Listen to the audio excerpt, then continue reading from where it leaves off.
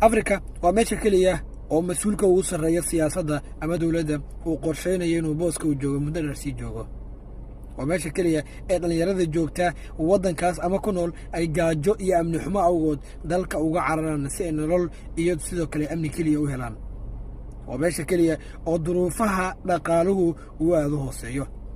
waa meesha keliya oo dadkoodu ay dalka gudihiisa barakac ku noqdaan intaa waxaa sii dheer waxaad mararka qaar maqlaysaa sheekooyin dhaadheer oo ku saabsan in madaxweyne hebel oo waddanka madaxweyneka uu jooga muddo ku dhow 50 sano ma isagaa waddanka iskale sidoo kale waxaad maqlaysaa inuu jiro mid 74 sano waddanka iska jooga waxa uu sugayaa wawadkiisa oo keliya wadhid waxaa la daabacayay sheekooyin mid ka mid a madaxweynayaasha waddamada afrika inuu yidhi sanadkan oo keliya ayaa ii dhiman hadda ogow ninkaa waa 90 jir sheekadu intaa keliya kuma eka xataa dumarka dalkan ama qaaraddan afrika madaxda ka noqda waxay qorsheeyaan waddooyinka ay ku sii joogi karaan waddanka ibtilada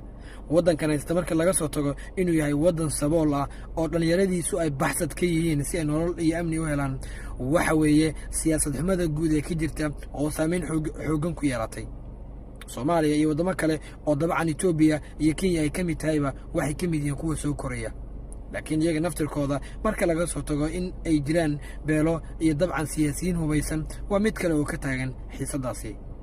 sanad kasta waxaan maqlaa marka la gaaro xilliga doorashada dalkeenna in madaxweynuhu uu danaynayo muddo kororsi maxaa ku qasbay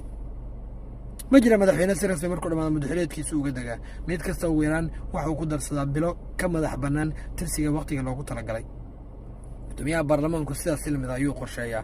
xubin kasta oo ka mid a xubnaha mas-uuliyiinta qorshe ayay sii diyaarsaan si ay dalka u sii joogaan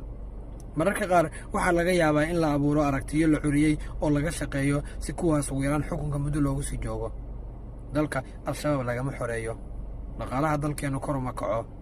ma jirto guulo waaweyn oo dowladnimaha oo la gaaray oo la tirsan karo oon ahayn in ciidan la hubeeyo dad la iska hor keeno iyo in colaad hor leh si uguba loo abuuro haddaba qof kasta waxa uu isweydiinayaa maxaa qaaraddan imtixaanka uga dhigay in madaxdu ay muddo kororsi raadiyaan gaajadana kama baxaan intaa waxaa sii dheer madaxda qaaradda afrika ku nool mid kasta oo ka mida waxa uu haystaa dhaqaalaha ugu badan iyadoo mararka qaar aysan haysan dhaqaalaha ay haystaan dadka ku nool waddamada hormaray ee dimuqraadiyadda ah waxaad arkaysaa madaxweyne guri ka dhisanaya waddan isagu uusan lahayn marka uu dhinto ayaa aaskiisa ama meydkiisa la keeni doonaa waddanka uu u dhashay haddaba meesha quburaa waa shaka kale oo dabcan si weyn mararka qaar mudan in laysu weydiiyo soomaaliya waxay ka mid tahay waddamada sida weyn u soo koraya tan iyo wixii ka dambeeyey dowladnimadeenna waxaa bilaabanaysa in madaxweyne kasta uu muddo kororsi yar ku fiiriyo sanadkan madaxweyne xasan sheekh maxamuud ayaa madaxweynaha dalka soomaaliya waxaa weli la isku diidan yahay hanaanka doorasho ee dalku uu aadi doono waana arrimaha sida weyn la isugu mandhaafsan yahay siyaasiyiintu maamul goboleedyadu go-aano gaaraya iyaguna iskood ula taagan yihiin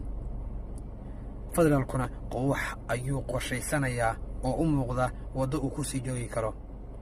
marka loo eego qorshayaasha hadda socda wax kasta waxay u muuqdaan inay yihiin waddada muddo kororsiga laakiin annagu si rasmi ah iyo xog rasmi ah midna kama hayno mana ku dambaabi karan laakiin muuqashada guud ayaa sidaa wax u dhigan yihiin taa marka laga soo tago waxaa jira dabcan oo aan been ahayn in sanad kasta madaxda maamul goboleedyadu ay ka shaqeeyaan inay hadba qof cusub soo dhistaan annagu ma tijaabaan nahay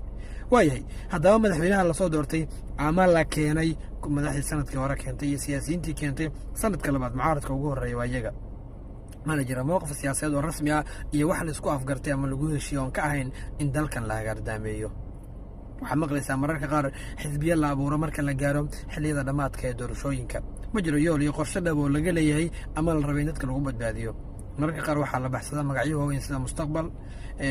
iyo waxyaabo lamida oo laga yaabo ama madasha badbaadada qaranka iyo waxyaabo noocaas oo laga yaabo in dadka loo suurad oo kaysiiyo in lagu badbaadinayo iyaga laakiin wararkaasi waa mala awaal waa been aan waxba ka jirin oo ugu dambeyn la qorsheynayo in xukunka lagu gaaro si guud siyaasiyiintu waxay jaranjaro ka dhigtaan bulshaduna ma fahansana sheekadan rasmiga ah ee inay yihiin jaranjarada lagu gaarayo meesha loo socdo dadka inta badani waxa ay dabcan istusiyaan ama falanqeeyaan halka uu dalkeenu ku socdo laakiin taa beddelkeeda waxaa muhiim ah in laga shaqeeyo maxaan u baahannahay dowladnimadeenna maxaa ka dhiman maanta iyo berri maxay tahay in la sameeyo waa su'aalo dabcan uu qof kasta mudan inuu isweydiiyo si ugu yaraan looga baaraandego xaaladda guud ee dalka war saaxiibayaal maanta mawduucan waxa igu dhaliyay inaan ka hadlo ama aan wuxuun iska weydiiyey idinkana idinla wadaago waxaa weeye in waddankan aan ku nool lahay Soomaaliya si guud qaaradda Afrikaba maxaa la isugu haystaa markasta Mareykanka iyo wadamo waaweyn ay arkaysaa in marka la gaaro xilliga doorashada aad codadka dadka looga raadiyo lagu hardamo taabadalkeeda Soomaaliya xataa waxaa laga shaqeynaa codka dadka in la boobo dadka cilmi badan Afrika sida ayaa la sameeyaa qaaradan waxyaabaha aniga aan la yaabo waxa kamid ah in xataa haweenku ay jecel yihiin inay ugu yaraan xukunka buuxaan waa dal dadkiisa iimaanka wada beereen dadnimadina laga saaray waa maasantiin waa islaamiyaan